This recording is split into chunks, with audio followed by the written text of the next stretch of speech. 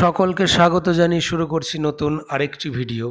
তো এই ভিডিওটি প্রাথমিক শিক্ষক নিয়োগ 2025-এর যে ইন্টারভিউ আগামী 30 তারিখে শুরু হচ্ছে, তো সেই ইন্টারভিউর ব্যাপারে, বিশেষ করে ইন্টারভিউর আগে যে ভেরিফিকেশন প্রক্রিয়াটি হয়, তো সেই ভেরিফিকেশন নিয়ে আলোচনা করব। কাজেই যে সকল টেট পাস প্রার্থী আছো, আবেদন করেছো, আগামী দিনে তোমাদের ইন্টারভিউ দেবে মানে হবে তোমাদের, তো সকলেই এই ভিডিওটি শেষ পর্যন্ত দেখবে। তো প্রথমে আমি রেখেছি যে পয়েন্ট 1 নম্বর পয়েন্টে ভেরিফিকেশন কিভাবে হবে। তো প্রথমে বলে রাখি যে ভেরিফিকেশন হবার আগে ভেরিফিকেশন টেবিল পর্যন্ত যেতে গেলে ইন্টারভিউর কল লেটার কিন্তু লাগবে। অর্থাৎ যারা ইন্টারভিউ কল লেটার ডাউনলোড করবে, যে জায়গাতে মানে ইন্টারভিউটা হবে এপিসি ভবনে, সেখানে তোমরা প্রথমে ঢুকবে, যাবতীয় কাগজপত্র এক জায়গায় করে নিয়ে তারপরে ভেরিফিকেশন যে টেবিল, সেই টেবিলের নাম্বার থাকবে, নির্দিষ্ট নাম্বার তোমাদের জানানো থাকবে অ্যাডমিট কার্ডে।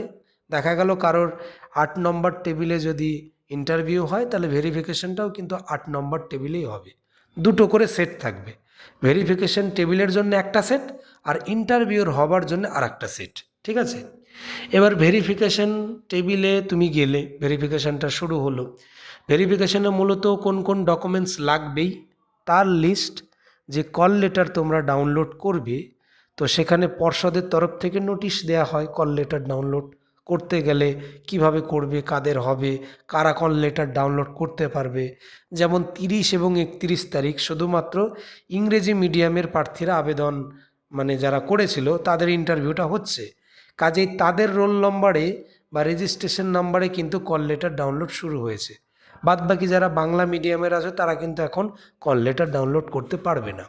তো সেই নোটিশেই পরিষ্কার বলা আছে, কল লেটার ডাউনলোড করার যে নোটিশ দিয়েছে 1 2 3 4 করে সিরিয়াল করা আছে যে কোন কোন ডকুমেন্টগুলো লাগবেই। তো সেখানে আমি বলে দিই কি কি আছে। ওখানে টেট সার্টিফিকেটের কথা আছে, মাধ্যমিক, উচ্চ মাধ্যমিক থেকে শুরু করে অ্যাডমিট, মার্কশিট, সার্টিফিকেট, ডিএলএডেরও তাই, 2 বছরের মার্কশিট, সার্টিফিকেট। ঠিক আছে, এগুলো দিয়ে তারপরে যে কাস্টের কাস্ট সার্টিফিকেট, যারা প্যারা টিচার তাদের জন্যে, যারা ইসি ক্যাটাগরি আছো এক্সামটেড তাদের সার্টিফিকেট, সব কিছু বলা আছে। এবার আসি 3 নম্বর পয়েন্টে, প্রয়োজনীয় ডকুমেন্টস না দেখাতে পারলে কি হবে। এবার অনেকে কমেন্ট করেছো যে আমার টেট সার্টিফিকেট নেই, 22-এর টেট পাস করেছি, সার্টিফিকেট নেই। দেখো, টেট সার্টিফিকেট নেই কথাটা বললে ভুল হবে। পর্ষদ কিন্তু সকলকেই ডাউনলোড করার জন্য লিঙ্ক দিয়েছিল। অনেকেই আছো যারা সজাগ না, হয়তো ডাউনলোড করোনি, তারা হয়তো এখন পাচ্ছ না। অনেকেই আছো হয়তো ডাউনলোড করেছো, হারিয়ে ফেলেছো, পাচ্ছ না। তো এক্ষেত্রে যেহেতু এটা প্রয়োজনীয় ডকুমেন্টসের মধ্যে পড়ে, সেক্ষেত্রে তোমাকে কি হতে পারে, তোমাকে কিন্তু হারানো বিষয়ে মানে হারিয়ে গেছে এই বিষয়ে একটা থানায় জিডি করতে হতে পারে। সেই জিডি করে তার যে 1 কপি ভেরিফিকেশন টেবিলে যিনারা ভেরিফিকেশন করবে ওনারা কিন্তু জমা নেবে। এটা আগের বারে এরকম হয়েছে, যেগুলো প্রয়োজনীয় ডকুমেন্টস। আর যদি সময় থাকে যে প্রয়োজনীয় ডকুমেন্টস নেই কিন্তু তোমার হাতে সময় আছে, চেষ্টা করতে হবে বের করার জন্যে। তারপরে যদি না বের হয় তাহলে কিন্তু ওই নিয়মেই করাবে, ভেরিফিকেশন টেবিলে বলবে যে তুমি নিয়ারেস্ট কাছাকাছি কোনো থানায় গিয়ে জিডি করে নিয়ে আসো, আমাদেরকে 1 কপি জমা দাও, বা একটা লিখিত দাও যে আমার কাছে এই জিনিস নেই, হারিয়ে গেছে, একটা সই করে একটা লেটার বা অ্যাপ্লিকেশন লেটার কিন্তু ওরা রাখবে ভেরিফিকেশন টেবিলে। এটা কিন্তু আগের নিয়োগের ক্ষেত্রে এরকম সমস্যা হয়েছিল 2022-এর নিয়োগের ক্ষেত্রে। ঠিক আছে, তাহলে প্রয়োজনীয় ডকুমেন্টস মোটামুটি বুঝতেই পারলে, না থাকলে কিন্তু হারানোর ব্যাপারটা, ইস্যুটা তুলে ধরতে হবে। এবার অনেকে বলছে যে আমার ডিএলএডের প্রথম বছরের মার্কশিট নেই। সেটা কোনো দিন হয়? সারা পশ্চিমবঙ্গে মার্কশিট সবাইকে দিল, তোমার যদি একার না থাকে তাহলে নিশ্চয়ই কোনো রকম কোনো ফল্ট রয়েছে। তুমি কলেজে যোগাযোগ করো যে মার্কশিট কেন দিল না, এগুলো লাগবে। ঠিক আছে, আর না লাগলে সে একই প্রসেস, হারানোর নাম করে জিডি করতে হবে। আর মোটামুটি এর বাইরে যদি কোনো রকম অসুবিধা হয়, দেখা গেল এর বাইরে কোনো অসুবিধা হলো, তাহলে ভেরিফিকেশন টেবিলে যিনারা ভেরিফিকেশন করবে ওনারা বলে দেবে যে এই ডকুমেন্টস না থাকলে হবে না। হ্যাঁ, কিন্তু অনেকে হয়তো ভাবছো যে না থাকা মানেই কি মানে ইন্টারভিউ বাতিল হয়ে যাওয়া, ব্যাপারটা সেরকম নয়। ভেরিফিকেশন টেবিলে ওনারা যারা থাকবে তারা এর উপায় বলে দেবে। দেখা গেল কোনো কারণবশত যদি সেই দিন তুমি ইন কেস ইন্টারভিউ যদি না দিতে পারা যায়, বা ভেরিফিকেশন টেবিলে যা নির্দেশ থাকবে তারা কিন্তু সমাধানের ব্যাপারটাও বলে দেবে, যে তুমি অমুক তারিখে আসবে বা একটা অ্যাপ্লিকেশন নিয়ে আসবে, যাই হোক কিছু একটা বলে দেবে। এবার আসি যে 4 নম্বরে, ইন্টারভিউ টেবিলে কোন কোন জিনিস নিয়ে যাওয়া যাবে। তাহলে এতক্ষণ বললাম ভেরিফিকেশন টেবিল, এবার বলবো ইন্টারভিউ টেবিল। আচ্ছা, ভেরিফিকেশন টেবিলে হওয়ার পরে তোমার কাছে নিশ্চয়ই ব্যাগ থাকবে। তো সেই বড় ব্যাগ নিয়ে তো হুড়হুড় করে ঢুকে যাওয়া যায় না, ওটা অন্যরকম দেখায়। ইন্টারভিউ টেবিলে তোমার কাছে একটা ফাইল রাখতে হবে, মোটামুটি যেখানে যে তোমার মাধ্যমিক বা যাবতীয় টুকিটাকি যে সার্টিফিকেট থাকে সেগুলো একটা ফাইলে রাখবে। তো সেই ফাইলটা হাতে করে নিয়ে তুমি ঢুকতে পারো। অবশ্যই একটা পাসপোর্ট সাইজের ছবি রাখতে হবে, সেখানে লাগবে ইন্টারভিউ টেবিলে গিয়ে।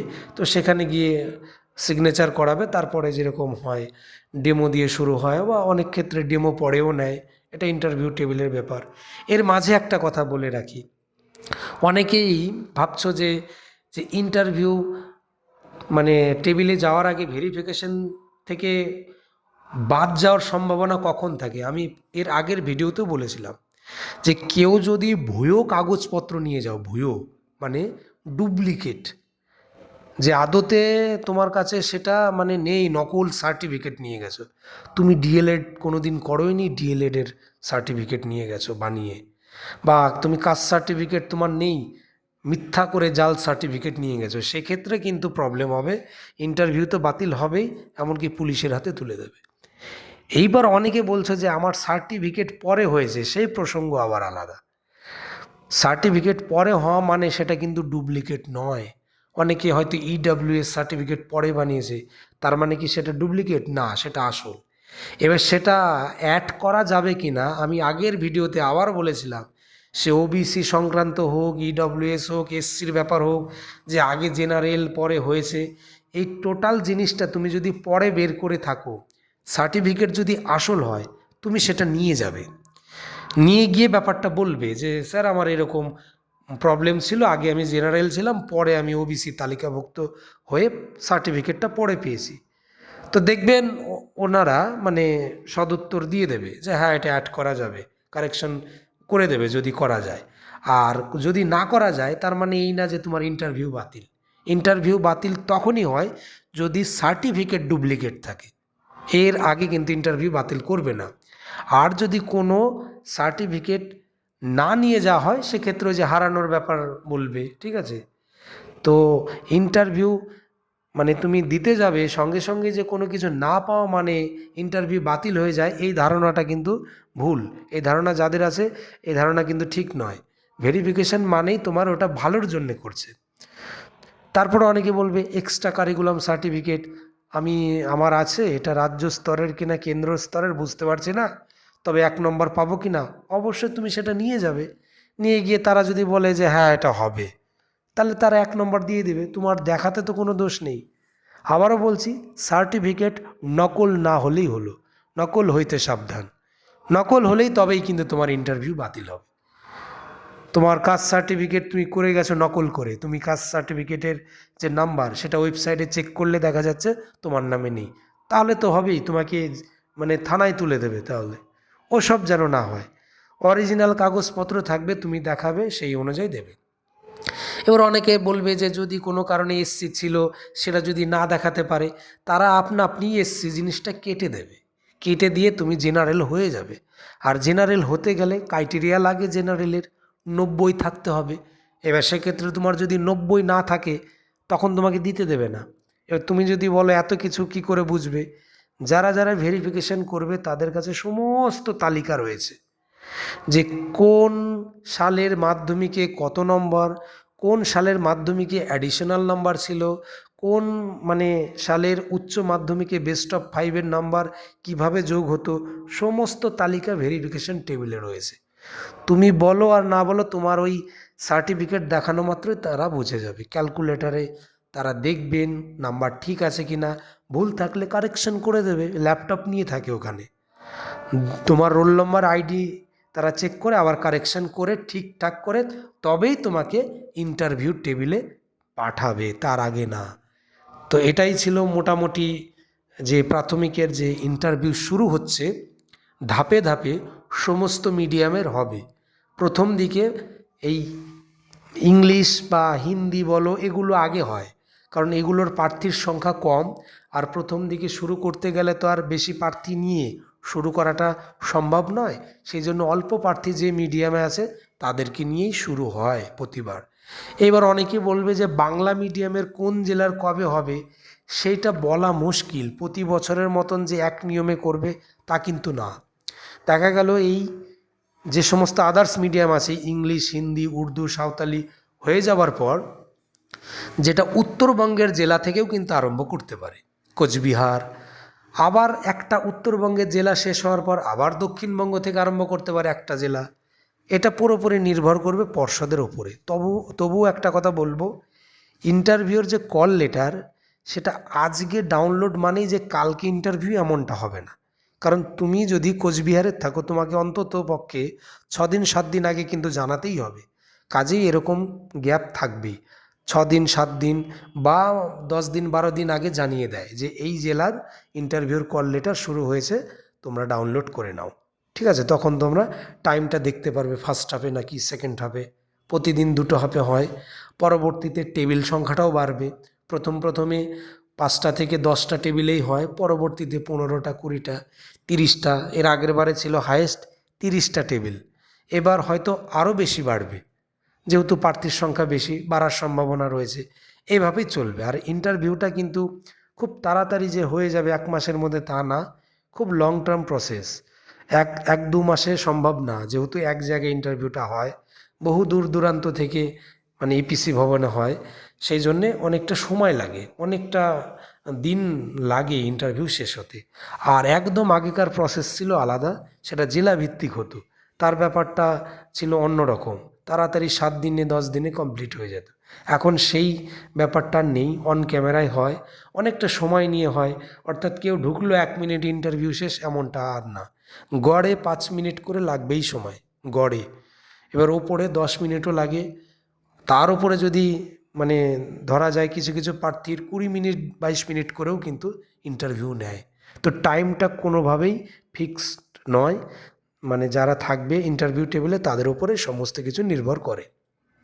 তাহলে মোটামুটি আমি যা কিছু বললাম, যাদের ডকুমেন্টসের ঘাটতি আছে, প্রয়োজনীয় ডকুমেন্টস, তারা চেষ্টা করো, এখনও গ্যাপ আছে, যে এই গ্যাপের মধ্যে তোমরা যদি কোনো সুরাহা পাও। না হলে প্রয়োজনীয় ডকুমেন্টস না থাকা মানেই কিন্তু ওই হারানো হিসাবে থানায় জিডি করতে হবে। এটাই কিন্তু এর আগে হয়েছে, এমনটাই কিন্তু এবারও হবে। সেইভাবে প্রস্তুতি নাও।